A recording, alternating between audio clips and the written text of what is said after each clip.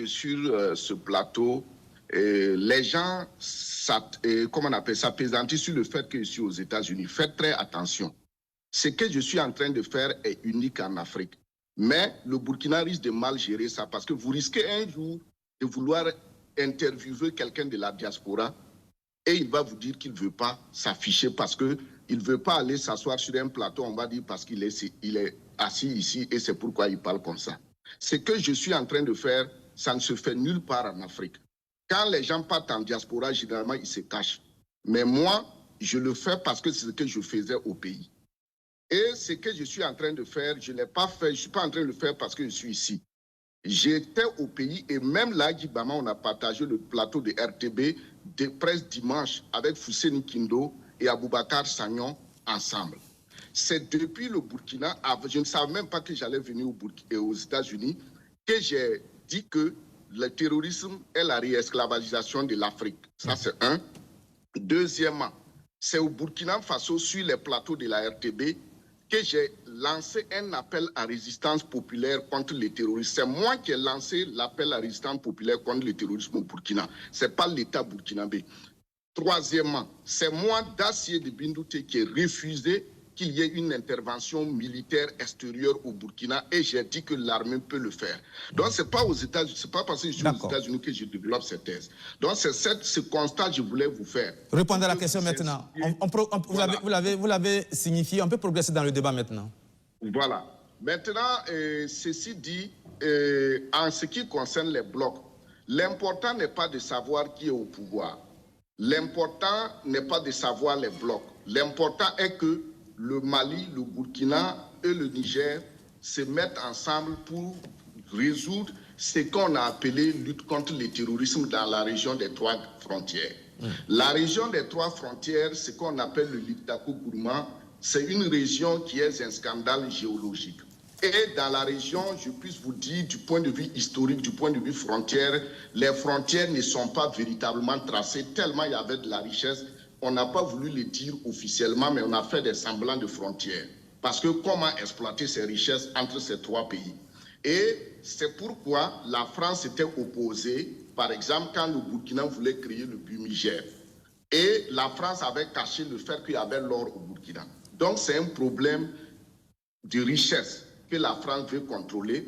Et ce qui se passe, rappelez-vous, au début de l'OUA, il y avait le bloc de Casablanca, le bloc de Rabat, ainsi de suite. C'est la même chose au niveau de la CEDEAO.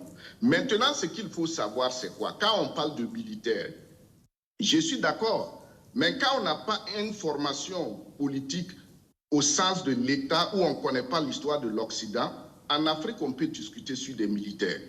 Qui a créé l'État chinois? C'est l'armée. Mao a rassemblé les paysans et c'est à partir de là, il a créé l'armée chinoise pour lutter. Chez nous, qu'est-ce qu'on fait? Les intellectuels pensent qu'il faut partir des débats du XVIIIe siècle qui sont la démocratie, la liberté et les droits de l'homme. Non, nous devons commencer par l'armée. C'est l'armée qui doit être solide pour nous permettre maintenant de fonder la société. C'est l'armée qui fait le squelette de la société. Mais bizarrement, en Afrique, on ne cherche pas à réfléchir sur l'armée, mais a priori, on pense que l'armée ne peut rien, l'armée ne doit pas gouverner. Quand vous prenez le général Tchani, tout ce qu'on est en train de dire sur lui, moi je pense qu'il va falloir qu'on fasse attention. C'est ce qu'on a fait au début avec le président, le capitaine Traoré.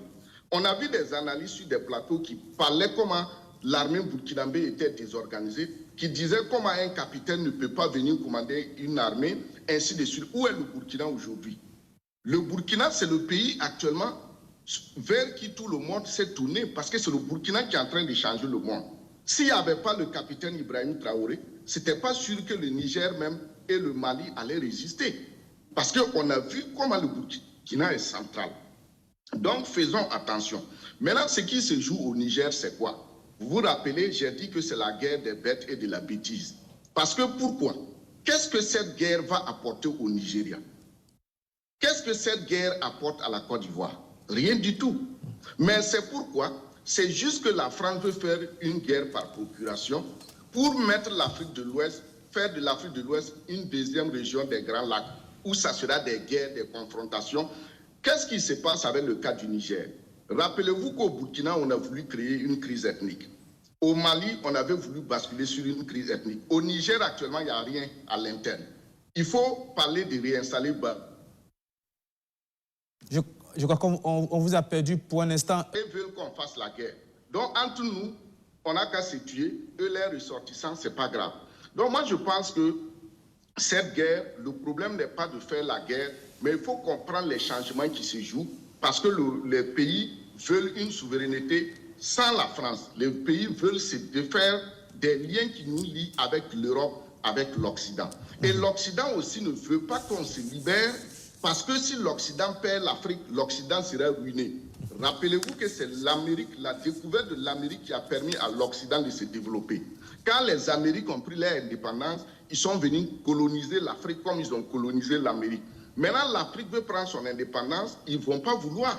Parce que l'Afrique maintenant, si l'Afrique se libère, où ils vont trouver les ressources gratuites pour leur propre développement. Donc, ce qui se joue, c'est véritablement un tournant dans l'histoire du monde et il faut que les pays de l'Afrique de l'Ouest tiennent bon. Merci, Dassidi Benouté. L'antagonisme là est réel, de sorte que des questions géopolitiques et stratégiques sont véritablement posées au niveau de la bande sahélo-sahélienne. Maintenant, il nous appartient, nous, en tant que ressortissants de ces nations, d'en tirer le maximum de profit. Mais malheureusement, c'est ce que je disais tantôt, pour nous, un changement véritable ne pourrait s'occulter ou s'opérer que lorsque les masses ont véritablement la gestion du pouvoir d'État.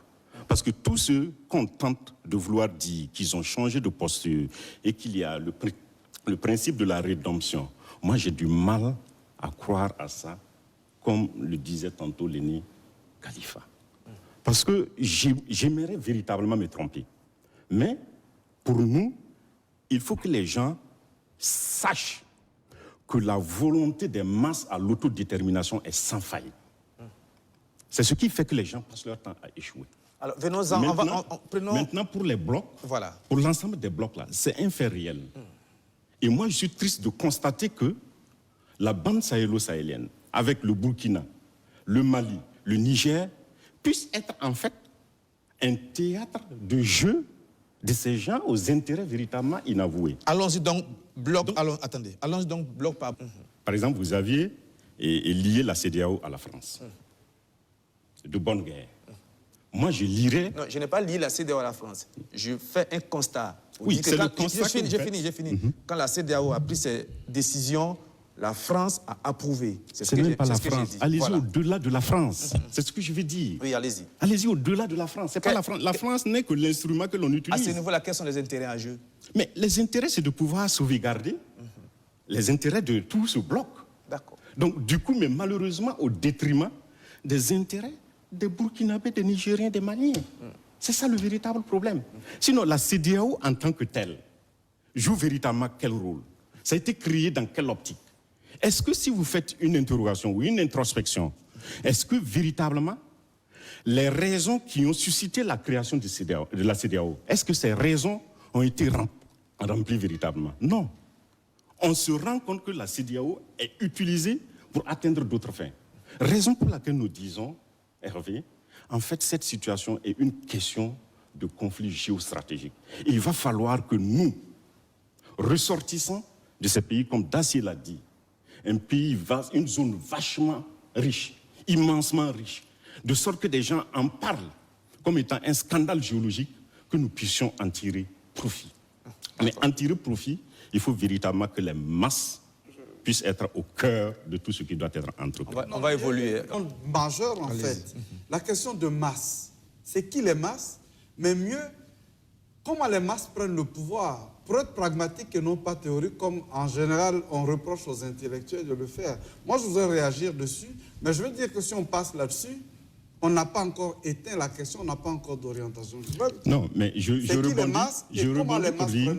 rebondis pour dire que s'il a été orchestré par l'armée, que l'armée ouvre en fait cette passerelle pour permettre aux entités souveraines de véritablement être au cœur de la gestion du pouvoir d'État. C'est ce que je veux dire. Parce que l'armée, excepté peut-être pendant la période révolutionnaire, l'armée a été toujours une sorte de coquille où il est difficile de pénétrer.